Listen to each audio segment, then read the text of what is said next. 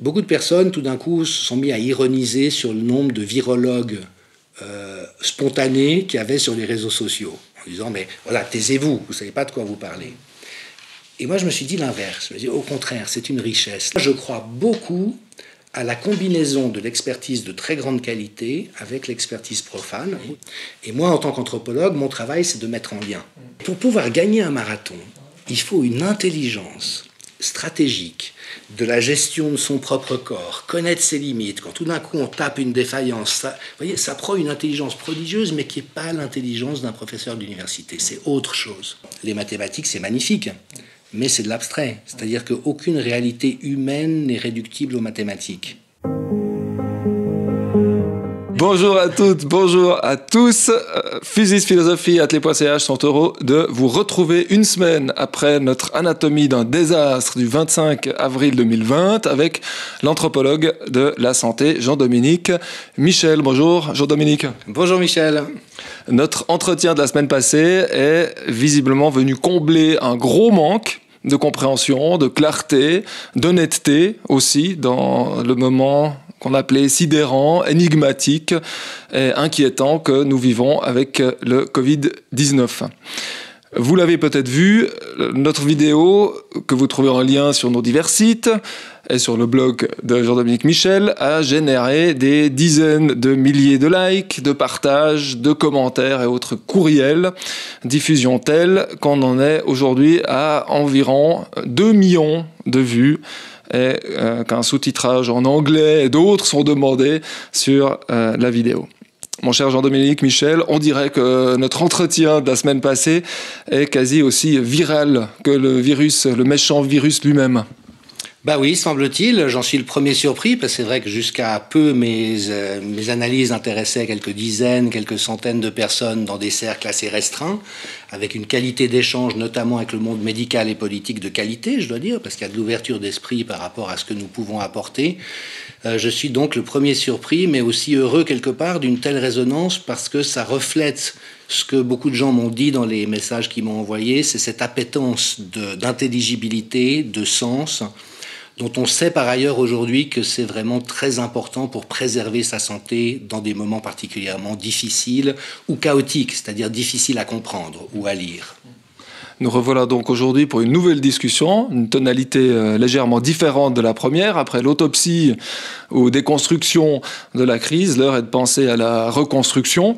Donc après avoir reconnu la crise comme un révélateur de nos incohérences, l'enjeu est d'y mettre la loupe et de tenter de trouver des pistes, des élans pour l'avenir. Première question, quoi de neuf au niveau purement factuel depuis la semaine passée? Comment évolue la situation?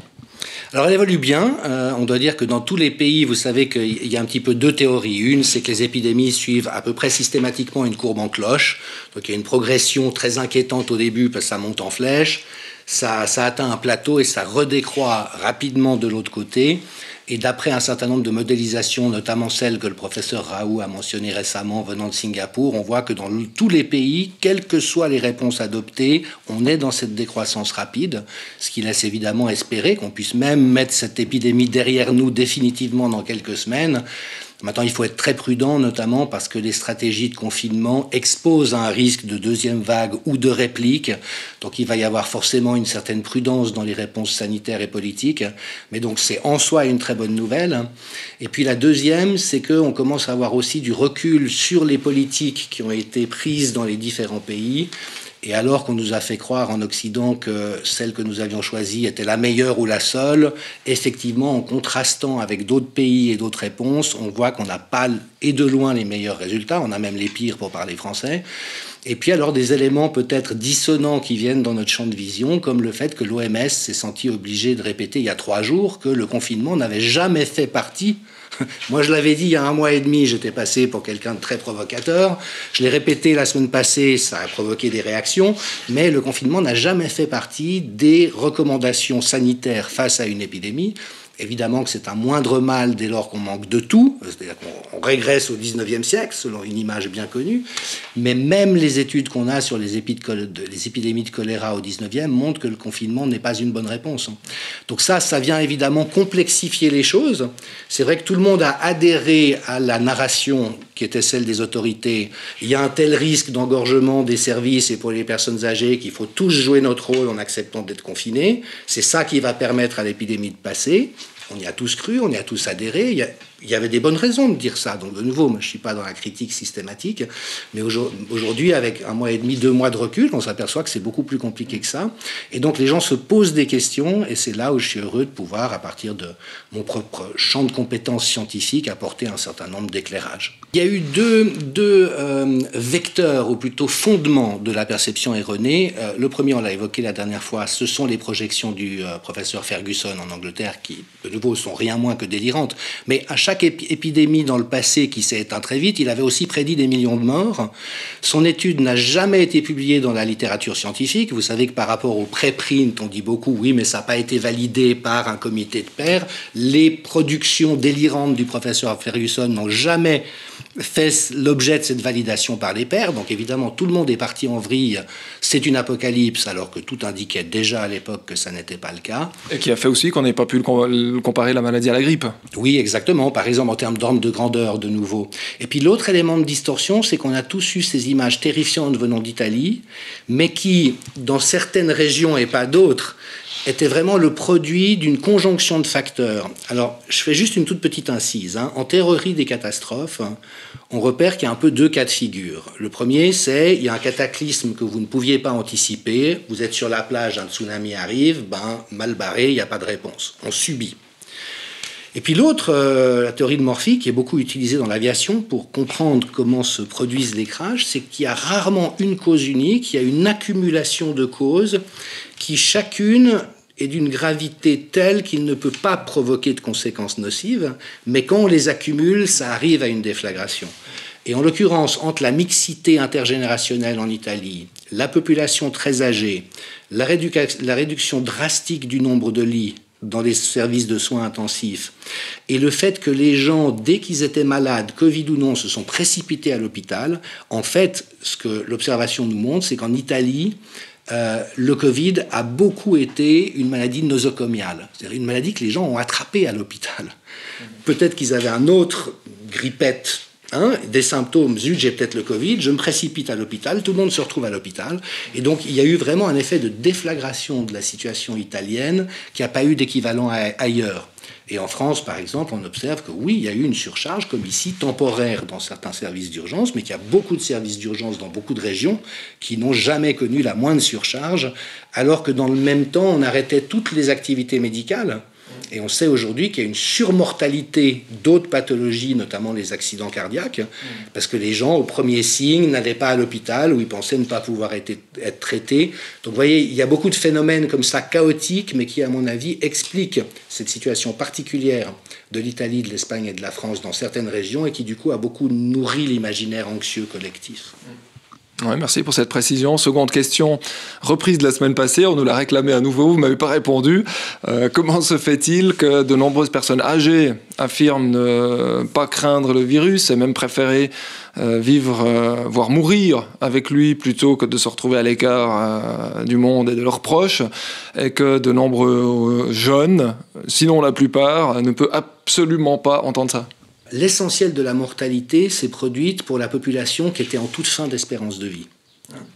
Le successeur du professeur Drosten à Berlin, Krüger, a dit ça. Il a dit la moyenne d'âge des personnes décédées en Allemagne est de 80 ans et l'espérance de vie est de 80 ans. Vous voyez ce que je veux dire?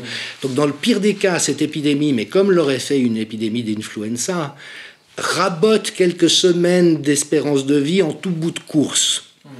Et là, effectivement, les personnes âgées confrontées à ce défi, mais aussi à cette souffrance de l'isolement, on l'a évoqué la dernière fois, mais isoler quelqu'un, le priver des liens qui lui font du bien, une étude dans la revue Science que j'ai mentionnée la dernière fois a montré que l'impact sur le risque de mortalité du fait d'avoir des liens sociaux de qualité ou d'en être privé est de 50%. Vous avez 2 fois moins de chances de mourir si vous avez des liens de qualité. Et tout d'un coup, on a privé cette population de ces liens dans une gestion intelligente de l'épidémie, où on laisse passer le pic très vite, sans bloquer toute la société. Ça passait en quelques semaines. Là, on a mis en place ces mesures de confinement qui rallongent le problème dans la durée, et donc les personnes âgées se retrouvent isolées pendant des semaines et des mois, ce qui est invivable à n'importe quel âge. Alors, je dirais, les enfants et les jeunes le supportent mieux, mais quand on est comme ça, dans cet état de dépendance et de fragilité, ça devient terrible. Donc, il y a eu ces revendications, mais ne nous infligez pas ça pour des raisons technocratiques, alors que le pire qu'on risque, c'est quelques jours ou quelques semaines d'espérance de vie. Alors qu'en même temps, les jeunes se disaient, mais il faut surtout pas qu'ils meurent, on va tout faire pour qu'ils meurent pas. Voilà, et là, de nouveau, on est dans la conséquence. Alors, il y a ce professeur suédois, Griseke, qui est un des meilleurs experts au monde d'épidémiologie. On trouve beaucoup d'interviews de lui sur le net. C'est un conseiller de l'OMS, enfin, c'est un des plus grands épidémiologistes. Et lui est extrêmement critique par rapport à ce que vous indiquez du côté jeune, pas du côté vieux. Parce que là, il y avait effectivement un besoin de protection, mais le plus bref possible, alors que par les mesures prises, de nouveau, on ne fait que prolonger l'épreuve pour tout le monde. Jean-Dominique Michel, je vous ai présenté la semaine dernière comme un des meilleurs anthropologues et experts mondiaux de la santé publique.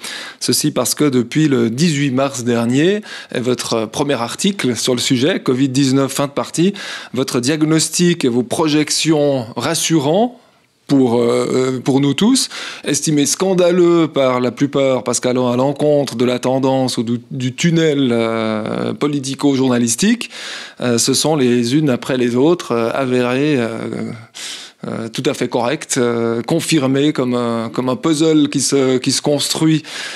Et pourtant, et c'est là que le bas blesse, mon cher Jean-Dominique Michel, et donc quand vous l'en reprochez, vous n'avez pas fait de grande carrière universitaire, vous n'avez pas de thèse de doctorat, vous n'êtes pas professeur, vous êtes intéressé à des choses bien étranges pour les simples Pékins qu'on est, que sont les guérisseurs et les chamans. On est d'emblée au cœur du problème de cette crise qui est, somme toute, philosophique, épistémologique.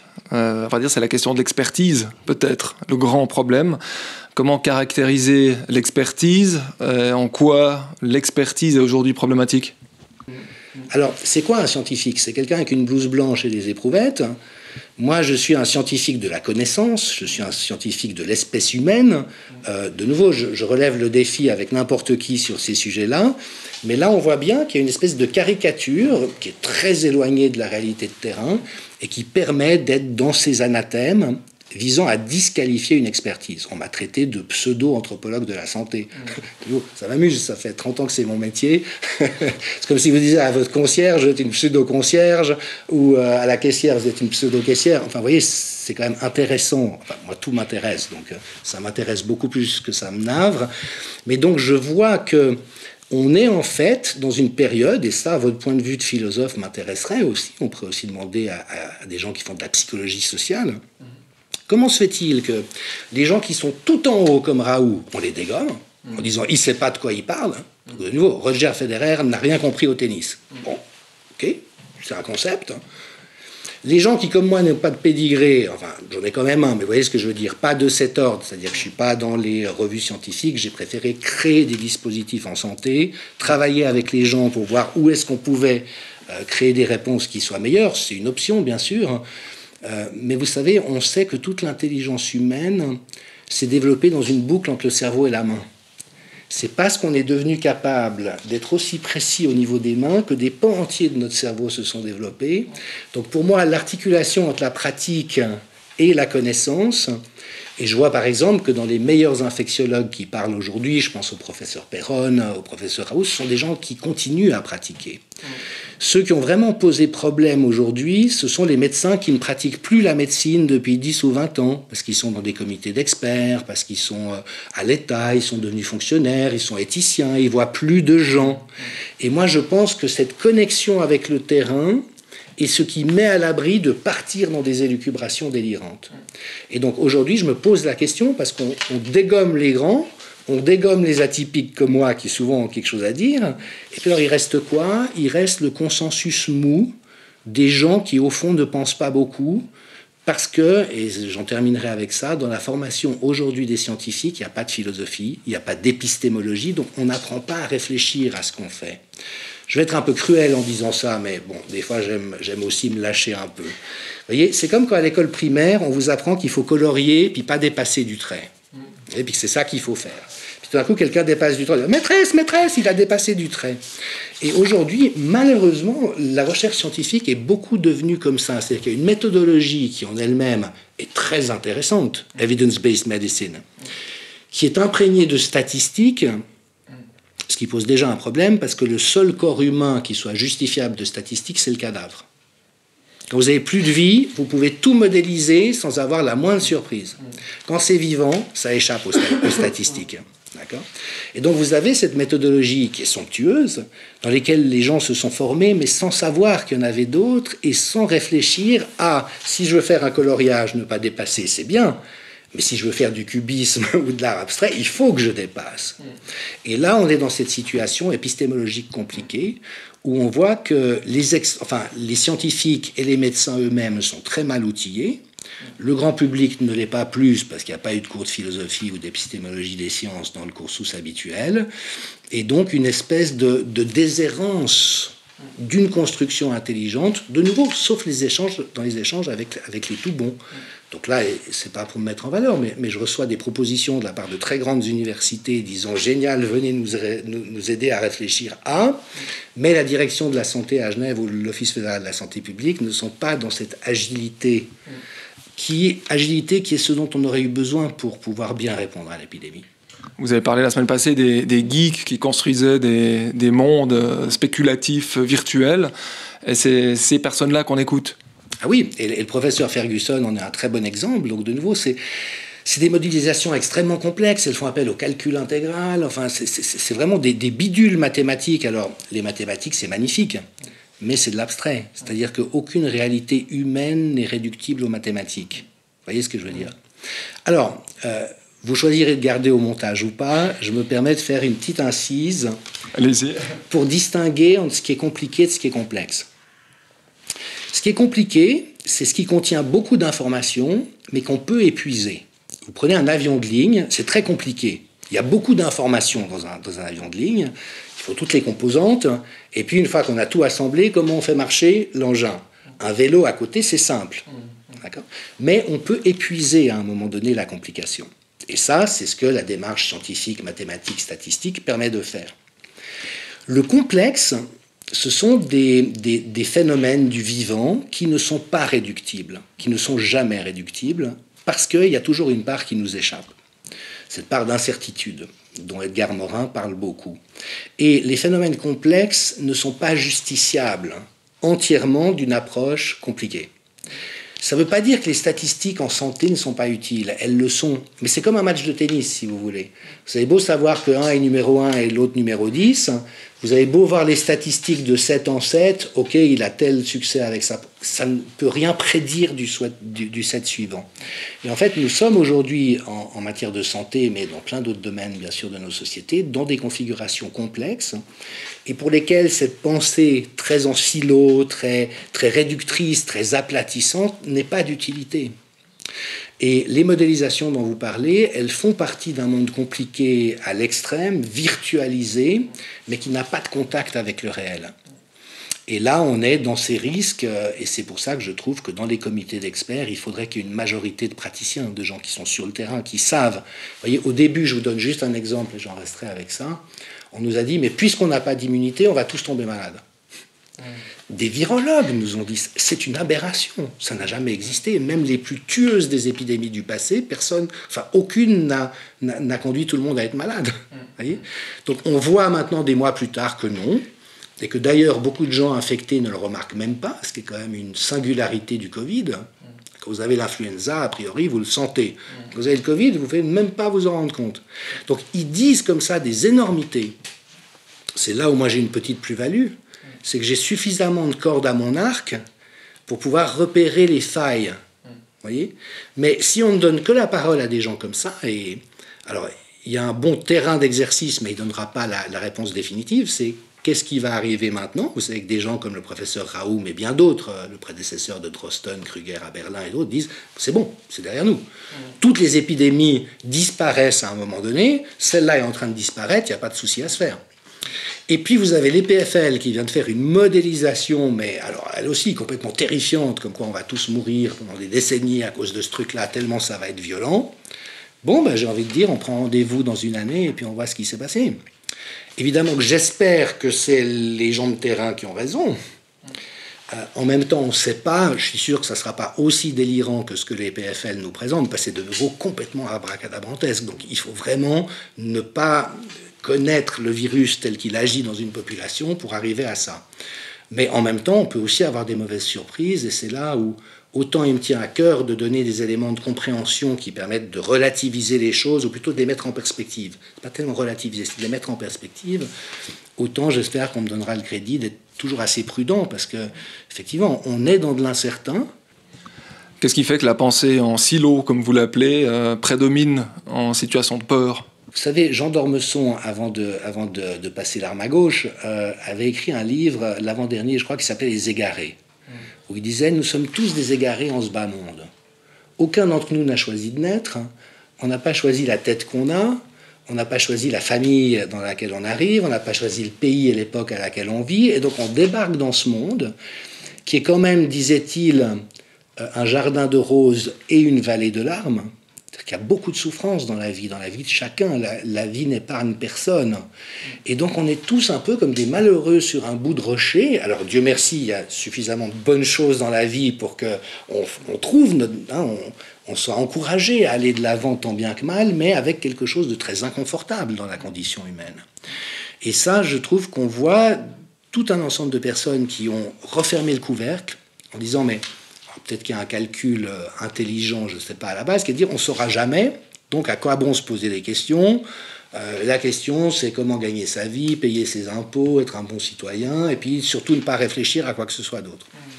Puis il y a des gens, j'imagine, comme vous et moi, vu que c'est nos domaines, qui au contraire se disent mais c'est un mystère tellement somptueux qu'on a envie de l'empoigner, et tout en sachant qu'on ne trouvera pas de réponse, mais de cheminer avec lui.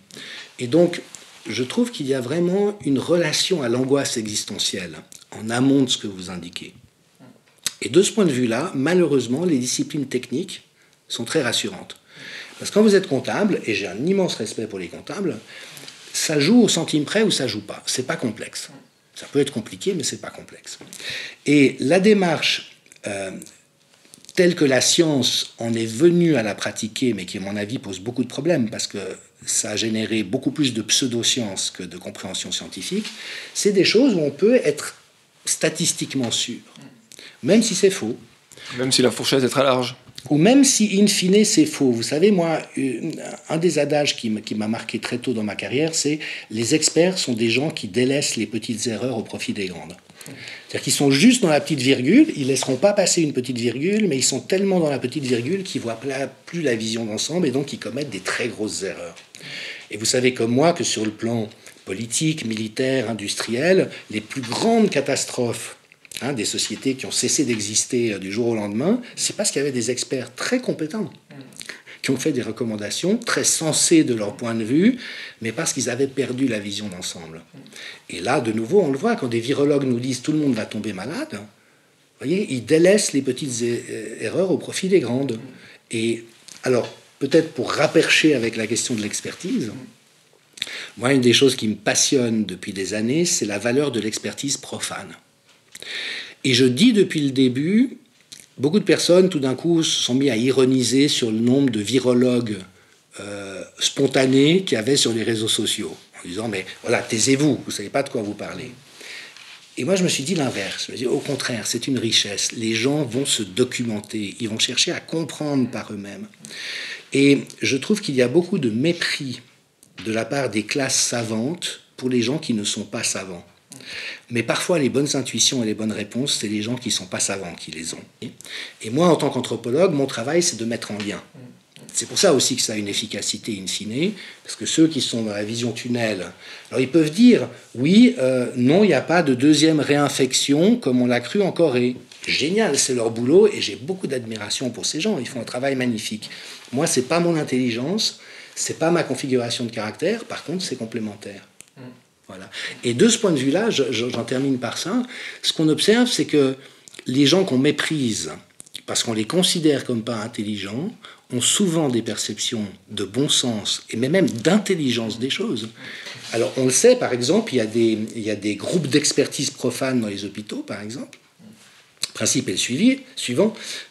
Vous regroupez une vingtaine de personnes de tous milieux différents, avocats, boulangers, boueurs, caissiers, instituteurs, hein, la palette la plus grande possible. Puis pendant un certain temps, vous les laissez se promener partout dans l'hôpital et poser toutes les questions qu'ils ont. Et surtout les questions bêtes. Pourquoi est-ce que vous réveillez tout le monde à 7 heures le matin pour prendre la température, même dans des maladies où c'est pas pertinent de prendre la température? Vous ne pourriez pas les laisser dormir un peu plus. Et là, les gens qui sont dans ce milieu, et qui évidemment se sont accordés pour tous penser pareil, ont une pensée divergente qui vient les éclairer. Et moi, je crois beaucoup à la combinaison de l'expertise de très grande qualité avec l'expertise profane, aussi parce que quand on est très compétent, on s'intéresse à ce que les gens moins compétents en apparence ont à dire, alors que quand on est dans ce ventre mou de « moi je sais et les autres ne savent pas », qu'est-ce que vous allez à m'apprendre sur mon domaine? Vous êtes virologue, cher monsieur? Philosophe? Vous voyez ce que je veux dire? Et là, pour moi, il y a une question fondamentale de mépris. Les psychologues ont repéré aujourd'hui qu'il y a au moins 8 formes d'intelligence différentes. Un exemple que je cite souvent, c'est les footballeurs. Combien de fois on a entendu dire « mais ils sont bêtes ». Ou les coureurs, attention. Ou les coureurs. Mais pour pouvoir gagner un marathon, il faut une intelligence stratégique de la gestion de son propre corps, connaître ses limites. Quand tout d'un coup on tape une défaillance, ça, vous voyez, ça prend une intelligence prodigieuse, mais qui n'est pas l'intelligence d'un professeur d'université. C'est autre chose. C'est pas une intelligence rationnelle ni binaire. Non, ça va être une intelligence interoceptive, ça va être une intelligence de déplacement dans l'espace. Ça, les footballeurs sont extraordinaires. Ils ont des perceptions qu'aucun des profs d'université n'aurait. Et au final, on dit ils sont bêtes. Mais moi, ça me heurte qu'on dise ça. Non, ils ont une intelligence autre. Et aujourd'hui, je trouve qu'à un niveau collectif, désolé, je parle beaucoup, mais c'est des sujets qui me passionnent. Nous aussi.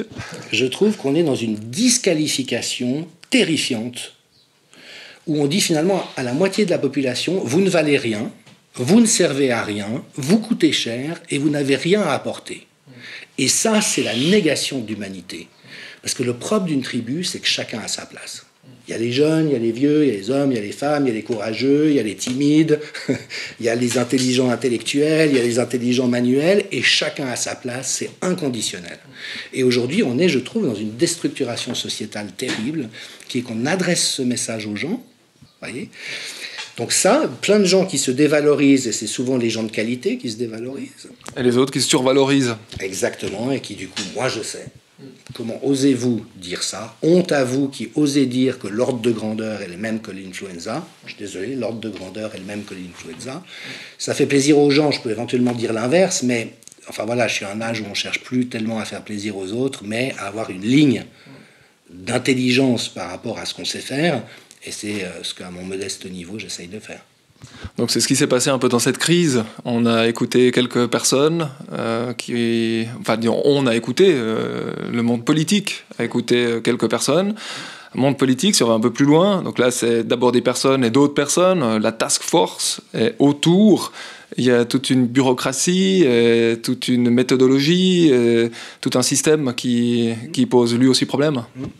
Alors, c'est évidemment des espaces assez délicats, parce qu'en même temps, comment dirais-je, moi je ne tiens pas non plus à dénigrer des catégories dans leur ensemble, vous voyez, mais vous connaissez ce concept de médiocratie, c'est-à-dire que il y a des configurations d'intelligence collective où on privilégie le fait de pouvoir avancer ensemble en favorisant la diversité des points de vue. Si vous êtes philosophe et que vous pensez différemment que moi, ça m'intéresse. Et qui avance vers la joie et pas vers la peur. Exactement. Et puis vous avez des systèmes de consensus, et le professeur Raoult a bien dit comment, arrivant dans ce groupe d'experts à Paris, il a trouvé un consensus où chacun essayait de placer ses billes, l'Institut Pasteur, l'INSERM, qu'est-ce qu'on va répartir à qui, où on perd de vue l'intérêt de la population et ce pourquoi on est là. Et cette médiocratie, malheureusement, elle a pris énormément de place. Il y a un autre auteur qui a parlé de bureaucratose, en montrant comment, notamment, Je pense à Alain Bauer, qui est criminologue à l'Institut national des arts et métiers à Paris, qui dit des choses passionnantes sur qu'est-ce qu'on peut comprendre des réponses sanitaires en amont de la crise. Et ce que lui montre, c'est qu'on est passé de logiques politiques à des logiques comptables. Alors de nouveau, je ne critique pas les comptables, c'est des gens très bien, mais il ne faut pas qu'on fasse de la logique comptable la logique qui préside à la prise de responsabilité politique. Et peut-être pour donner juste un exemple qui intéresse beaucoup les gens sur les masques, jusqu'à il y a peu, on considérait les stocks de masques comme un investissement pour protéger la population. Ça coûte, mais c'est un investissement parce que si on en a besoin, ça nous permet de réagir. Puis à un moment donné, des comptables, bureaucrates sont arrivés en disant non, c'est des coûts inutiles. On veut faire des économies. On peut commander directement en Chine si on en a besoin, donc on liquide les stocks de masques. Vous voyez, c'est-à-dire une pensée comptable l'a emporté sur une pensée politique. Je dépense, mais pour être préparé au cas où. Et ça, on l'a vu dans beaucoup de domaines, et notamment ces comités d'experts où tout le monde pense pareil, tout le monde est issu du même monde académique. Au contraire, il faut de la diversité de la pensée pour bonifier la pensée. Le message est passé. Ce qu'il faudrait, c'est écouter plus les anthropologues, voire les philosophes, en tout cas certains, parce qu'on ne peut pas non plus les mettre tous dans un même panier, puisque c'est eux qui jettent des ponts entre les disciplines, avec une certaine distance, entre les sciences dures et les sciences molles, en étant, pour certains en tout cas, pour ce qui est de la philosophie, ancrés dans le réel ici et maintenant, qui permet d'avoir une vue un peu différente. Oui. Et puis, écouter aussi les gens. Écoutez les gens. Moi, je pense que si... vous savez, en France, malheureusement, ce grand dialogue s'est transformé en monologue d'un type qui croit avoir tout compris et qui donc déblatère, peut-être un peu comme moi, je m'en excuse, mais pendant des heures, mais sans écouter les autres. Un grand dialogue, c'est pas ça. C'est écouter les autres, pour commencer.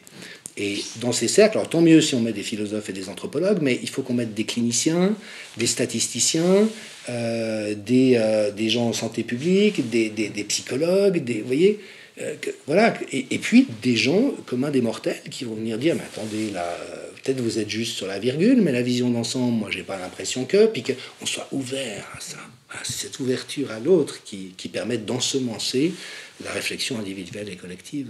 L'invention d'une autre démocratie. Oui, absolument. Une vraie démocratie. Pas plus tard que ce dimanche, Matthias Egger, directeur de la Task Force Covid-19 de la Confédération suisse, on commence à voir qui sont ces gens qui sont derrière, qu'on ne savait pas trop quels sont les spécialistes, indiquait dans une interview à la NZZ am Sonntag qu'il faudra s'habituer aux mesures prises pour endiguer l'épidémie, donc la distanciation sociale, les mesures d'hygiène, car elles sont là pour durer, dit-il, ajoutant qu'il est possible que nous devions vivre ainsi pendant encore 2 ou 3 ans. Évidemment que dans une bonne pesée d'intérêt, il faut toujours avoir en tête le pire scénario possible. C'est ce qu'on apprend en politique, c'est « what is the worst case scenario ?» Comme ça, on l'a pensé, on saurait que faire, mais on envisage aussi les autres. En ce qui concerne le risque de réplique, de nouveau, moi je ne suis pas épidémiologue des maladies infectieuses, donc je me permets de le dire encore une fois, ça n'est pas mes analyses que je partage, mais quand j'écoute les meilleurs dans leur domaine, j'ai 2 sons de cloche. Ceux qui disent, c'est derrière nous, cette histoire de deuxième vague, ça ne correspond à rien de connu dans la réalité. La seule exception, c'est la grippe espagnole, mais qui avait des caractéristiques épidémiologiques propres, c'est-à-dire que c'est la seule épidémie virale qui a eu des rebonds pendant l'été, qui n'a pas été soumise à la saisonnalité. Et puisque j'évoque la grippe espagnole, il faut peut-être aussi se rappeler que 98% de la mortalité était bactérienne. Et ça, aujourd'hui, on saurait la traiter avec des antibiotiques. Quand un organisme est trop affaibli par le virus, vous avez des bactéries opportunistes qui viennent et qui tuent les gens. Mais donc ces virologues-là nous disent aucun risque de deuxième... Enfin, on n'a jamais vu ça, donc on ne peut pas l'exclure, mais c'est de loin pas le scénario le plus probable. Et moi, je tendrais plutôt à avoir envie de croire ça, sans le savoir. Par contre, ce qu'on peut dire quand même, c'est que dès lors qu'on a pris, et aujourd'hui je crois qu'on peut le dire, cette mauvaise décision de ne pas laisser passer l'épidémie le plus vite possible, parce que le propre d'une épidémie virale, c'est de se diffuser, et ce que nous disent les épidémiologistes les plus compétents dans ce domaine, c'est qu'il fallait surtout pas essayer d'arrêter la vague, il fallait la laisser passer le plus vite possible pour se retrouver de l'autre côté. Donc il n'est pas exclu que les mesures de confinement qu'on a prises conduisent à ce qu'il y ait des répliques. Et si c'est le cas, on sera vraiment mal, parce que la seule ressource intelligente qu'on aura à disposition, c'est de tester les choses les unes après les autres pour voir qu'est-ce qui impacte quoi, vu qu'actuellement on ne le sait pas. Donc on va rouvrir les écoles, Juste ça, pas les magasins. Et puis si jamais ça reflambe, on referme les écoles. À ce moment-là, on rouvre les magasins. Si ça flambe pas, on se dit c'est bon. Sinon, et là, on risque d'être pris effectivement dans le pire scénario possible pendant des mois ou des années. Dieu merci, j'y crois pas beaucoup à ce stade, parce que de nouveau, c'est trop mathématique comme vision des choses. Je crois que tout clinicien, microbiologiste, virologue, infectiologue vous dira, mais ça n'est que dans l'après-coup qu'on saura. Parlons du remède qui existe pour au moins ralentir ce qui se passe. On a beaucoup parlé déjà à droite à gauche de l'hydroxychloroquine. Vous avez dit que vous aviez même adressé un courrier au Conseil fédéral lui-même. Vous avez une réponse? Non, aucune. Aucune. Et je suis très déçu parce qu'au fond, je trouve que la Suisse a fait beaucoup de choses justes et que Alain Berset, effectivement, à beaucoup d'égards, est très rassurant. Il tient la route, on sent que c'est un homme sensible. Donc, hormis le lockdown, qui à mon avis a été une monstruosité parce que ça crée des dégâts sociétaux qui vont être infiniment plus graves que ce qu'on risquait à laisser passer l'épidémie. Mais hormis ce lockdown, moi je suis assez en accord, j'ai envie de dire, avec la manière dont on a géré en Suisse l'épidémie. Mais à cette exception près, on avait un traitement sous la main, et de nouveau, moi ça fait 2 mois que je suis ça, et je vois que de semaine en semaine, les preuves s'accumulent. Donc tôt ou tard, on va devoir se dire « merde ». On avait ce qu'il fallait pour protéger les gens et on les a laissés mourir. Et cet aspect-là de la politique nationale et cantonale, alors moi, me reste complètement au travers de la gorge. En France, ça se terminera devant les tribunaux. En Suisse, on n'a pas tellement l'habitude d'embêter les puissants ou les gens en charge, donc ça va probablement se solder par un « mais non, tout compte fait, on n'a pas fait si mal ». Mais pour moi, c'est juste scandaleux. Comment est-ce qu'on peut laisser des gens à risque partir vers l'intubation et la mort alors qu'on a un possible remède sous la main? Peut-être que c'est structurel. On a parlé de cette crise totale qui touche, à vrai dire, tous les domaines de la société. Elle est partie d'un malheureux et méchant virus. Elle a dévoilé, on l'a dit la dernière fois, elle a dévoilé de nombreux vices structuraux de notre société. En philosophie, on parle de nihilisme depuis Nietzsche. Quand on a reconnu d'abord ses erreurs et ensuite le nihilisme ou la crise, l'enjeu c'est de la surmonter, tout ça. Quelles sont les voies qu'on peut prendre? Alors je crois effectivement que c'est un extraordinaire révélateur. On a préféré favoriser une idéologie statistique à la perspective de sauver des gens. Ça il faut quand même comprendre. C'est-à-dire qu'au fond, le fétichisme de l'idéologie, c'est-à-dire que tout montre que leur idéologie est insuffisante, et au lieu de se poser les bonnes questions, ils disent mais il faut faire toujours plus de la même chose, c'est comme ça qu'on va y arriver. Qui est encore une fois la même chose, c'est quand on repousse, à vrai dire, le moment du dévoilement flagrant. Et, à vrai dire, dans cette crise actuelle, est-ce que ça peut être pire comme crise? Est-ce qu'on peut vivre quelque chose de pire? Vous savez, vous connaissez la différence entre l'optimiste et le pessimiste, hein? Dites-moi. Le pessimiste, il dit tout va mal, tout va très mal, ça ne pourrait pas aller plus mal. Et l'optimiste, il dit mais si, mais si. Nous, on défendrait une position tragique, on verra bien ce que ça donne, mais qu'est-ce qu'on peut faire? Qu'est-ce qu'on peut faire à titre individuel? Qu'est-ce qu'on peut faire à titre collectif? Dans les hautes sphères, on commence à comprendre, c'est qu'il faut, on l'a dit la dernière fois, s'approcher d'une intelligence collective, lancer des ponts sur tous ces abîmes. Et alors là, je crois beaucoup que la science nous aidera, la bonne science, parce qu'elle n'est pas toute mauvaise. Mais voyez, quand une étude montre que le fait d'avoir des liens sociaux de qualité diminue de moitié le risque de mortalité, que c'est plus important comme impact sur la vie des gens que les traitements médicaux qu'ils reçoivent. Je le redis une deuxième fois, ça a plus d'impact sur la vie des gens que les traitements médicaux qu'ils reçoivent. Si on s'occupe de la santé des gens, on fait quoi? On donne plus de traitements médicaux ou on s'occupe de ça? Donc aujourd'hui, si vous voulez, pour moi, le problème, c'est qu'il n'y a pas de politique de santé, mais aussi parce que la médecine ne comprend pas la santé. La médecine, c'est une science de la maladie. Et heureusement qu'elle est là. Elle a permis que l'espérance de vie devienne aussi magnifique qu'aujourd'hui. Mais ce n'est pas à la médecine qu'il faut demander de réfléchir. La santé, elle ne sait pas. Et quand on commence à analyser qu'est-ce qui génère de la santé dans la vie des gens, on va apparaître des choses magnifiques parce qu'elles sont existentielles. C'est le fait de pouvoir faire usage de ses compétences d'une manière utile aux autres et de développer ses compétences. C'est le fait d'être reconnu dans ses difficultés et ses accomplissements. voyez, vous avez de la peine, c'est dur au travail, c'est très stressant maintenant. Oui, c'est vrai. Et merci de le faire. Puis en même temps, ce que vous faites, c'est admirable. Voyez, 70% des travailleurs en France se sentent insuffisamment reconnus par leur management. Ça coûte quoi de dire « mais merci » Vous voyez ? Donc là, on a des pannes d'intelligence sociétale quant à ce qui génère de la santé. Et à mon sens, la voie pour avancer, elle va être déjà d'une réforme de la science pour remettre des humanités. C'est-à-dire comprendre que les statistiques, c'est bien, mais que pour le cadavre, c'est parfait, pour le corps vivant, c'est insuffisant. C'est de comprendre que dans la relation entre un médecin et son patient, la qualité de la relation est aussi importante que le traitement, et notamment la qualité de l'écoute. C'est de comprendre qu'il faut de la diversité d'intelligence pour devenir plus intelligent et de rétablir des systèmes tribaux où on honore l'expérience des gens. Je vous donne juste un exemple. J'ai donné beaucoup de supervision dans le domaine de la santé et un des exercices que j'aimais faire avec les équipes avec lesquelles je travaillais, c'était de demander à chacune qui était d'accord de parler d'une autre expérience de vie dans un tout autre domaine qui lui était utile dans sa pratique. C'est quelqu'un qui avait été fleuriste pendant ses études pour gagner un peu d'argent de poche qui disait moi, l'esthétique du lieu et la prévenance, c'est important. Vous avez quelqu'un qui avait été mathématicien et avant de faire ce travail-là, il y a des changements de trajectoire extraordinaires et qui dit moi j'ai besoin d'avoir épuisé toutes les hypothèses, voyez.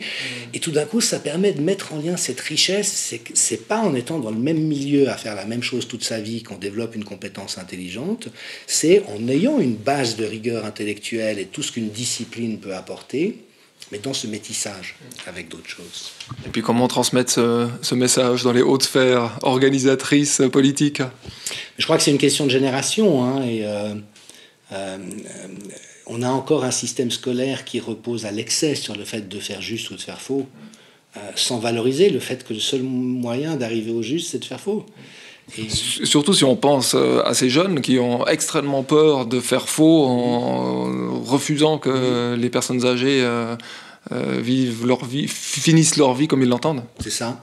On est passé d'un monde qui valorisait les autodidactes, les artistes, les créatifs, les disruptifs, à un monde standardisé où il n'y a plus que la norme, il n'y a plus qu'une manière de faire les choses. Alors, pour embêter ceux qui n'aiment pas le chamanisme, il y a un vieux principe chamanique qui dit qu'il y a toujours au moins une autre manière de faire quelque chose. Quelle que soit la certitude que j'ai d'être dans le juste ou d'avoir la méthode, il y a au moins une autre manière de le faire. Et voilà, là on ouvre. C'est cette ouverture qui manque pour l'instant. Merci Jean-Dominique. Ultime question, tradition déjà dans ce deuxième entretien du corps et de l'esprit. L'autre fois, on n'est allé que sur le corps. Cette fois, corps et esprit. Impossible de faire autrement avec Fusis et Atelier.ch. Vous vous rappelez, donc, on a parlé, je l'ai cité avant, de deux stars, Tadesse Abraham et Julia Wanders. Le second nommé est parti vivre au Kenya. Je vais vous raconter sa vie, vous saurez tout sur lui, ou presque. Il faut aller sur Atelier.ch si vous voulez en savoir plus, évidemment. Est parti vivre au Kenya, où il est devenu un des meilleurs coureurs de la planète. Alors qu'il est genevois, et qui en étonne évidemment plus d'un. Et quand on lui demande ce qui fait la différence entre les coureurs des hauts plateaux et les occidentaux, il y a énormément d'études scientifiques qui disent plein de choses différentes. Il répond contre toute attente que ce n'est pas du tout génétique, mais c'est culturel. L'enfant européen, dit-il, se déplace de moins en moins. Donc c'est Julien Wanders, il a 23 ans, hein. Se déplace de moins en moins, joue de plus en plus à des jeux vidéo sur son canapé, n'a pas besoin de faire d'efforts pour avoir quasi tout ce qu'il veut. Alors qu'au Kenya, c'est pour l'instant tout différent. Il dit que ça change dans les grandes villes, évidemment, on le sait tous. Bref, ce qui rend les Kenyans plus forts, c'est leur culture, ce qui leur forge un moral d'acier. Est-ce que pendant cette crise sanitaire, tout le monde n'aurait pas besoin d'un moral d'acier ? Qu'est-ce qu'il faut faire pour l'attraper ? À part courir, évidemment. Alors merci pour ces témoignages, passionnants évidemment. Est-ce que vous connaissez Wim Hof ? Non, ça me dit rien. The Iceman, l'homme de glace. C'est un Hollandais qui peut nager pendant 80 minutes dans de l'eau à 2 degrés. Normalement, au bout de quelques minutes, on est en hypothermie et on meurt. En ethnologie, on savait qu'il y avait des tribus, notamment de la Terre de Feu, qui vivent en pagne toute l'année. Et la Terre de Feu, il fait aussi froid qu'ici en hiver, en pagne. On connaît les pratiques de Tummo, qui sont ces méditations bouddhistes où les gens vont dans la neige nus avec une couverture mouillée sur eux, et ils sèchent la couverture par le pouvoir de l'esprit. Et alors, très peu occidental, tout ça. Mais ce que Wim Hof, alors lui, il a beaucoup travaillé avec des laboratoires de recherche intelligents, et ce qu'il a montré, c'est qu'en fait, il y a un système corporel qu'on appelle la graisse brune, qui existe chez les bébés et les enfants en bas âge, qui s'atrophie après, et qui génère, c'est un radiateur, si vous voulez. Et que par une exposition progressive au froid, on arrive à réactiver ce système, et faire en sorte qu'en tant qu'adulte, on en dispose. Et ce que lui dit, c'est que, au fond, si on cherche à être toujours dans sa zone de confort, tous nos systèmes vitaux s'atrophient. Et aujourd'hui, vous voyez, on a une température constante été comme hiver, on chauffe, on met de l'air conditionné, on évite tout inconfort et on se sclérose et on s'atrophie. Et donc pour lui, à travers l'exposition au froid, l'exposition au chaud, on revitalise tous ces systèmes. Et je trouve que ça rejoint beaucoup l'exemple que vous citez, c'est-à-dire que c'est pas en restant dans quelque chose de confortable et de pareil aux autres que la dynamique vitale est nourrie. Alors après, chacun d'entre nous s'expose à des degrés divers ou va chercher à des endroits différents, mais on est vivant quand on est dans le défi avec la capacité de puiser dans nos ressources. C'est ça qui fait une vie bonne. Vous savez, la recherche en neurosciences montre qu'il ne faut surtout pas chercher à être heureux, parce que ça rend déprimé. Ce qui rend heureux, c'est précisément ça, c'est de vivre des aventures qui en valent la peine, qui soient nobles, qui aient du cœur, en lien avec d'autres, d'une manière qui nous fait grandir. Et là, vous avez beau traverser toutes les épreuves, au soir de votre vie, vous direz « j'ai eu une vie ». Donc c'est la question, est-ce que dans le modèle de société tel qu'on nous le propose aujourd'hui, où les gens ne sont plus que des contribuables et des consommateurs, est-ce qu'il y a encore un projet de vie qui respecte la dignité de chacun et qui donne cette... Vous voyez, en hébreu, la santé, c'est respirer au large. Respirer au large. Est-ce que nous respirons au large ? Vous voyez, on passe complètement à côté de l'existentiel, du philosophique, du fondamental. Et c'est ça notre vraie pathologie collective. C'est ce dont nous avons besoin pour devenir enfin humains.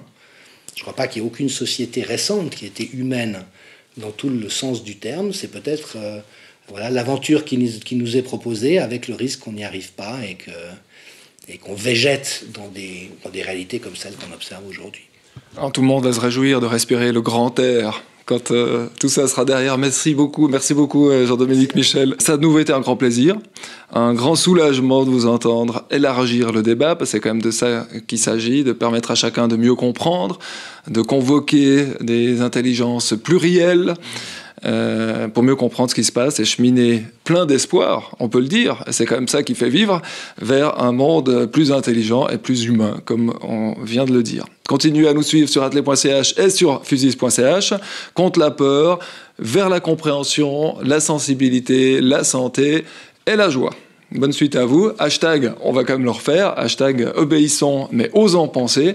Et puis on pourrait en ajouter quelques-uns. Hashtag apprenons des meilleurs. Hashtag vive l'intelligence collective. Merci Jean-Dominique Michel. Merci beaucoup à vous, merci.